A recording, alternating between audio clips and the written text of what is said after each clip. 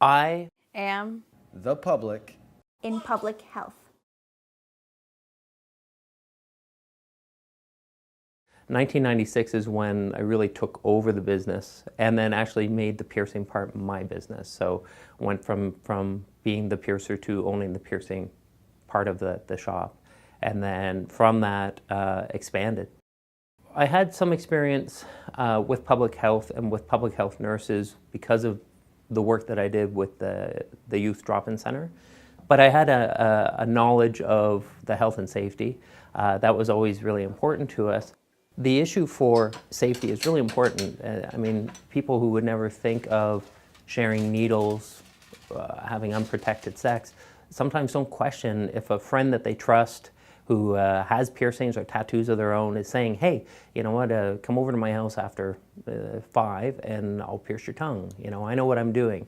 And you trust that person, you have a good relationship with them, and you assume it's safe. And the issues arise where, you know, how is that person doing this procedure? How are they disposing of needles or tattoo needles or piercing needles afterwards? Is that putting the person at the wet-dry collection at risk?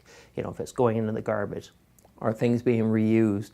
So for the person who wants to genuinely develop their skills, they need to consider it in a safe way. An autoclave is an expensive piece of equipment, but it's essential. You know, if you are using clamps and needles that need to be sterilized, jewelry that needs to be sterilized, tattoo needles that need to be sterile, you have to have that equipment. And so for the person looking to develop those skills, it's important to seek it out, to speak with folks at public health and say, like, you know, what do I need to do to ensure health and safety? I mean, they're an amazing resource.